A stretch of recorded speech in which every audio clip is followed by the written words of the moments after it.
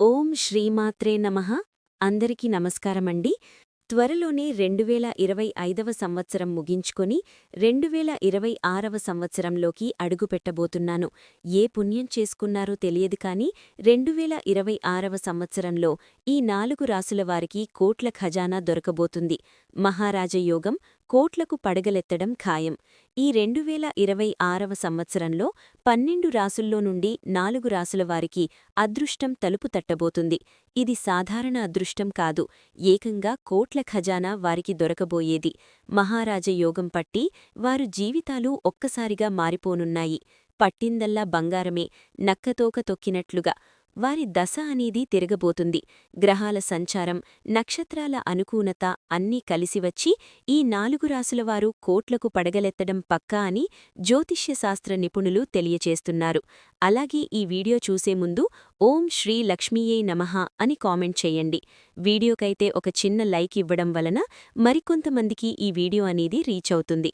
అంతేకాకుండా మాకు కూడా కొంచెం మోటివేషనల్గా కూడా ఉంటుంది. ఇక ఈ 2026వ సంవత్సరం సాధారణమైనది కాదు. ఎందుకంటే ప్రధాన గ్రహాలైన గురుడు, శని భగవానుడు అత్యంత శుభప్రదమైన స్థానాల్లోకి ప్రవేశిస్తున్నారు. దీనివల్ల గజలక్ష్మి, రాజయోగం, కేంద్ర త్రికోణ రాజయోగం వంటి శక్తివంతమైన యోగాలు ఏర్పడబోతున్నాయి. ఈ యోగాల ప్రభావం దాదాపు అన్ని రాసులవారిపైన ఉన్నప్పటికీ ముఖ్యంగా ఈ 4 రాసులవారికి మాత్రం ఊహించని విధంగా కలిసిరాబోతోంది. ఈ రాసులవారు గతంలో పడిన కష్టాలన్నీ మంచులా కరిగిపోయి సుఖ సంతోషాలతో, ఐశ్వర్యాలతో తులతూగబోతున్నారు. వారి పాలిట ఈ 2026వ సంవత్సరం ఒక వరంలాగా మారనుంది. మరి ఇంతకీ ఈ 2026వ సంవత్సరంలో అపర కుబేరులుగా మారబోతున్న ఆ 4 రాసులేమిటి? ఈ రాసులవారికి ఎటువంటి శుభ ఫలితాలు కలుగుతాయి అనే విషయాన్ని ఇప్పుడు మనం ఈ వీడియోలో వివరంగా తెలుసుకుందాం. 2026వ సంవత్సరంలో అపర కుబేరులుగా మారబోతున్న రాసులలో మొట్టమొదటి రాశి వృషభరాశి. ఈ రాశిలోనికి కృతికా నక్షత్రం 3-4 పాదాలు, రోహిణీ నక్షత్రం మొత్తం 4 పాదాలు, మృగశిర నక్షత్రం 1-2 పాదాలు వస్తాయి.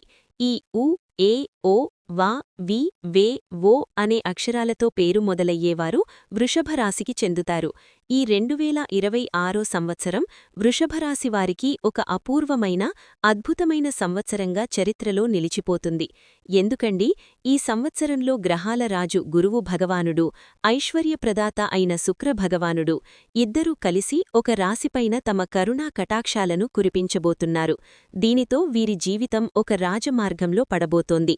గతం గతః. ఇకపై వీరికి అంతా విజయమే. ఏ పని ప్రారంభించినా అది ఎంత కష్టమైనదైనా సరే అందులో విజయం సాధించి తీరుతారు. ముఖ్యంగా ఆర్థికపరంగా వీరు ఊహించని శిఖరాలను అధిరోహిస్తారు.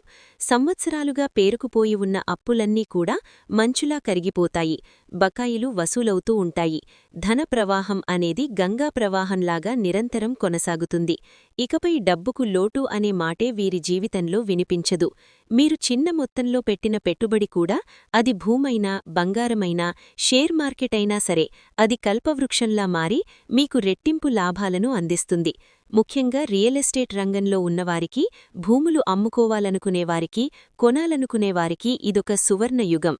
ఎప్పటినుంచో సొంత ఇల్లు కట్టాలన్నవారి కల ఈ సంవత్సరంలో సాకారమవుతుంది.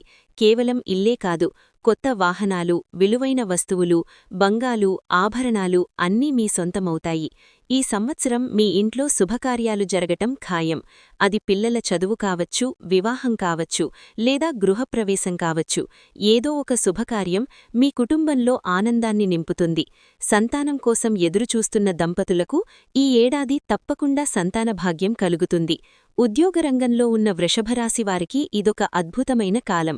మీ పనితీరు, మీ అంకితభావంపై అధికారులు దృష్టిని ఆకర్షిస్తారు. వారు మిమ్మల్ని ప్రశంసించటమే కాకుండా మీకు ఎప్పటినుంచో రావాల్సిన ప్రమోషన్ కూడా అందిస్తారు. జీతం గణనీయంగా పెరుగుతుంది. మీరు కోరుకున్న ప్రదేశానికి బదిలీ అయ్యే అవకాశాలు కూడా పుష్కలంగా ఉన్నాయి. మీ సహోద్యోగులు మీకు మద్దతుగా నిలుస్తారు. కార్యాలయంలో మీ మాటకు తిరుగుండదు. వ్యాపార రంగంలో ఉన్నవారికి వారి వ్యాపారం 3 పువ్వులు 6 కాయలుగా వర్ధిల్లుతుంది. కొత్త శాఖలను ప్రారంభించటం, వ్యాపారాన్ని ఇతర నగరాలకు లేదా దేశాలకు విస్తరించటం వంటివి చేస్తారు. దీని ద్వారా మీరు కోట్లల్లో లాభాలను ఆర్జించి సమాజంలో ఒక ప్రముఖ వ్యాపారవేత్తగా గుర్తింపు పొందుతారు. మీ గౌరవ మర్యాదలు పెరుగుతాయి. మీరు ఎక్కడికి వెళ్లినా మీకు ప్రత్యేకమైన గుర్తింపు లభిస్తుంది. మీ మాట ఒక శాసనంలాగా పనిచేస్తుంది. మీ సలహా కోసం పెద్దవారు కూడా ఎదురుచూస్తారు. న్యాయపరమైన చిక్కుల్లో ఇరుక్కున్నవారికి, కోర్టు కేసుల్లో ఉన్నవారికి ఈ సంవత్సరం విజయం తథ్యం. తీర్పు మీకు అనుకూలంగా వస్తుంది. మీరు నిర్దోషులుగా బయటకు పడతారు. ఆరోగ్యపరంగా కూడా ఈ సంవత్సరం మీకు చాలా అనుకూలంగా ఉంది. దీర్ఘకాలిక వ్యాధుల నుండి ఉపశమనం లభిస్తుంది. మానసికంగా మీ జ్ఞానం కూడా వృద్ధి చెందుతుంది. ఈ పరిహారాలను శ్రద్ధతో, భక్తితో ఆచరించడం ద్వారా 2026వ సంవత్సరం మీ జీవితంలో ఒక మైలురాయిగా నిలిచిపోతుంది. మీరు కోరుకున్నవన్నీ సాధించి ఒక విజయవంతమైన, సంతోషకరమైన జీవితాన్ని గడుపుతారు. ఇక 3వ అదృష్టరాశి కన్యారాశి. ఈ రాశిలోనికి ఉత్తర పాల్గుని నక్షత్రం 3-4 పాదాలు, హస్త నక్షత్రం 4 పాదాలు, చిత్తా నక్షత్రం 1వ పాదం, 2వ పాదం వస్తాయి. 2026వ సంవత్సరం కన్యరాశి జాతకులకు ఒక వరంలాంటిది. మీ రాశికి అధిపతి గ్రహాల యువరాజు అయిన బుధ భగవానుడు, అలాగే జ్ఞానప్రదాత అయిన దైవగురువు బృహస్పతి ఇద్దరూ మీకు అండగా నిలవబోతున్నారు. దీనితో మీ జీవితంలో ఒక సువర్ణ అధ్యాయం ప్రారంభం కాబోతోంది. ఇప్పటివరకు మీరు పడిన కష్టాలు, ఎదుర్కొన్న అవమానాలు, అనుభవించిన నష్టాలు అన్నీ మటుమాయమైపోతాయి. ముఖ్యంగా మీ ప్రణాళికాబద్ధమైన ఆలోచనా విధానం, మీ అపారమైన తెలివితేటలు ఈ సంవత్సరం మీకు అద్భుతమైన ఫలితాలను అందిస్తాయి. మీరు చేసే ప్రతి పనిలోనూ ఒక స్పష్టత, ఒక క్రమశిక్షణ ఉంటాయి. దీనివల్ల అపజయం అనే మాటే మీ దరిచేరదు. మీరు వేసే ప్రతి అడుగు విజయానికి సోపానమవుతుంది. అంతిమంగా మీరు అత్యంత బలమైన స్థితికి చేరుకుంటారు. ఆదాయం విపరీతంగా పెరిగి చేతిలో డబ్బు బాగా నిలుస్తుంది. గతంలో చేసిన అప్పులన్నీ తీరిపోయి మానసికంగా ప్రశాంతత లభిస్తుంది. 2026 మే 18వ తేదీ తరువాత ఆర్థికంగా అద్భుతమైన ప్రయోజనాలు కలుగుతాయి. భారీగా పొదుపు చేయటంలో సఫలీకృతమవుతూ ఉంటారు. వ్యాపార రంగంలో ఉన్నవారు తమ కొత్త ఆలోచనలతో, వినూత్నమైన వ్యూహాలతో ముందుకు దూసుకువెళ్తారు. మరి వ్యాపారం ఊహించని రీతిలో విస్తరించి వారికి భారీ లాభాలను తెచ్చిపెడుతుంది. ముఖ్యంగా వ్యవసాయదారులు, చేనేత వృత్తివారు అధిక ఆదాయం పొందుతారు. ఉద్యోగస్తులకు ఇదొక పండగలాంటి సంవత్సరం. వారి పనికి తగిన గుర్తింపు లభించి పై అధికారుల నుంచి ప్రశంసలు, ప్రోత్సాహాలు అందుతాయి. ఎప్పటినుంచో ఎదురుచూస్తున్న ప్రమోషన్ ఈ సంవత్సరంలో తప్పకుండా వస్తుంది. శత్రువులు కూడా వారి తప్పు తెలుసుకొని మీకు మిత్రులుగా మారి మీ విజయానికి సహకరిస్తారు. కోర్టు కేసులు, దీర్ఘకాలికంగా నలుగుతున్న వివాదాలు మీకు అనుకూలంగా పరిష్కారమవుతూ ఉంటాయి. మీరు విజేతలుగా నిలుస్తారు. ఈ సంవత్సరం కొత్త భూములు మీ మృదువైన మాటతీరుతో, మీ నిష్కల్మషమైన మనసుతో, మీ ఆదర్శవంతమైన ప్రవర్తనతో అందర్నీ ఆకట్టుకుంటారు. సమాజంలో మీకొక ప్రత్యేకమైన గౌరవం, గుర్తింపు లభిస్తాయి. రాజకీయ నాయకులకు కూడా మంచి గుర్తింపు వస్తుంది. అయితే ఆరోగ్య విషయంలో మాత్రం కొంచెం జాగ్రత్త, శ్రద్ధ వహించడం అవసరం.